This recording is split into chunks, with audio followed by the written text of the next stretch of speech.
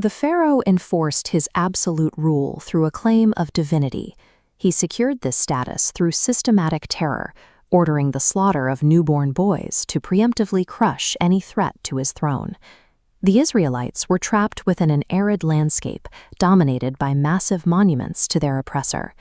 Across this vast terrain, the possibility of escape seemed non-existent. Yet Musa grew up within the pharaoh's own palace, a Hebrew child raised as royalty. This position ended when he intervened to protect an Israelite and accidentally killed an Egyptian. The palace issued a death warrant, forcing Musa to flee. With no provisions and no plan, he headed into the deep desert, his tracks erased by the wind as he left his former life behind. Within a system of absolute worldly power, a single error can dissolve years of status. In an instant, a prince of Egypt was reduced to a fugitive with no human security. Musa reached the land of Midian physically exhausted and stripped of his royal identity. He was an outsider in a foreign land, possessing nothing but the clothes on his back. While resting at a well, he saw two women struggling to water their flocks because of the aggressive local shepherds. Despite his own hunger and fatigue, he stepped forward to draw the water for them. Afterward, he retreated to the shade and offered a prayer of total vulnerability. "My Lord, I am truly in need of whatever good you might send down to me." Shortly after he finished his prayer, the women returned with an invitation from their father. This led to Musa finding sanctuary, a position tending sheep, and eventually a marriage. Strength in faith is often found when human resources are exhausted and worldly connections have vanished. This vacuum created the space for a life built on a different kind of reliance.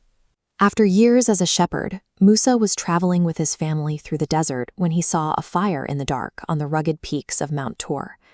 Leaving his family to investigate, he was addressed directly by Allah. He was commissioned as a messenger and commanded to return to Egypt to confront the pharaoh. Musa spoke openly of his fears. He mentioned the death sentence still hanging over him and a speech impediment that made him hesitate, asking for his brother Harun to assist him. In response, Allah provided tangible signs, a staff that could transform into a serpent and a hand that shone with a brilliant light. Musa was then issued a difficult instruction: speak to the arrogant tyrant with gentleness. Courage was not defined here by the absence of fear, but by the willingness to return to the source of his terror because he had been given a divine mission. Inside the Egyptian palace, Musa faced consistent mockery. Pharaoh dismissed his message as madness and threatened to drag him into the prison cells. When the court magicians attempted their own illusions, Musa threw down his staff. It physically consumed their deceptions, demonstrating a reality that existed outside their control. Eventually, the Israelites fled Egypt, but the pharaoh pursued them with his army. They soon found themselves pinned between the deep blue of the Red Sea and the charging chariots. At the water's edge, Musa struck the surface with his staff. The ocean split apart into two massive walls, allowing the Israelites to cross, while the returning waves destroyed Pharaoh's army. This intervention showed that divine help does not always remove the obstacle. Sometimes it provides the exact means to walk straight through it. The physical chains of Egypt had been broken, but the people still carried the psychological habits of their long enslavement. Despite witnessing the parting of the sea, the Israelites soon rebelled, demanding a physical idol and ultimately worshipping a golden calf when Musa was away. Musa now faced the grueling task of leading a people free in body but spiritually broken, requiring years of patience and guidance. While a tyrant can be defeated in a day, removing the slave mentality from a nation requires a different, more enduring kind of spiritual leadership. To seek further understanding, Musa traveled to a river confluence to find a servant of Allah known as Hither.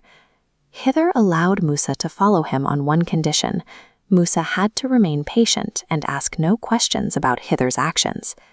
The text explains that patience is difficult when the reason for an event is hidden. When Hither performed seemingly destructive actions, Musa could not remain silent. He could not yet endure events his reason could not map.